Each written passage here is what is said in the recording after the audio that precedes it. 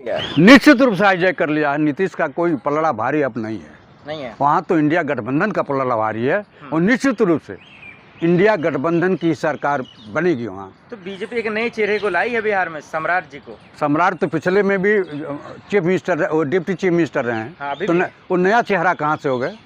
वो नया चेहरा नहीं है, वो तो घिसे पिटे लोगों में से हैं।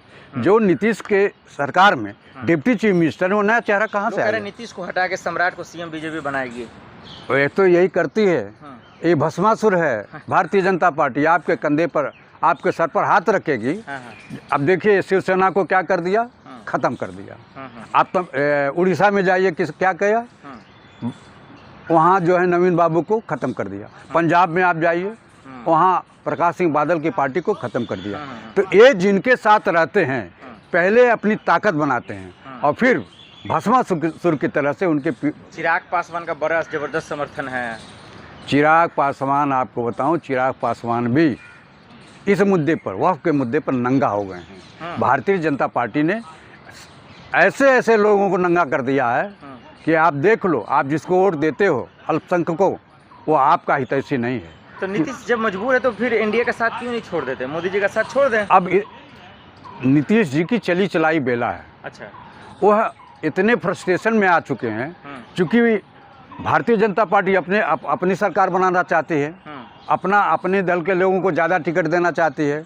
भारतीय जनता पार्टी का इतिहास रहा है, ये जिसके साथ रहे उसको धोखा और दगा दिए हैं। वही बिहार में भी है। नीतीश कुमार को ये धोखा देंगे, उनको आगे करेंगे, चुनाव लड़ाएंगे और बकिया उनको धकिया करके नीचे कर देंगे और अपनी पार्टी की सरकार बनाने का प्रयास करेंगे।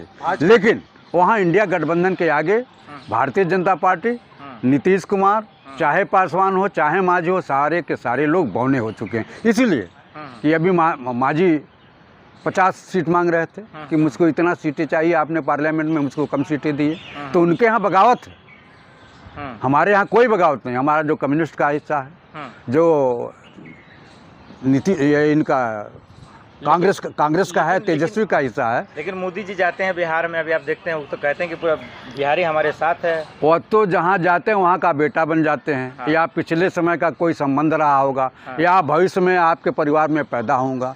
ये जहाँ जहाँ जाते हैं वहाँ अपना पारिवारिक रिश्ता बनाते हैं। पता नहीं अपनी पत्नी को भी नहीं रख पाए, पत्नी से अपना संबंध नहीं चला पाए, और देश के लोगों को जहाँ जहाँ जाते हैं वहाँ के लोगों को अपना बनाने के और मुरीद कर लेते हैं। लेकिन ये चलेगा नहीं, क्योंकि सर्वे भी, और सर्वे में बीजेपी को जीत दिखा रहे हैं। सर्वे किसका है?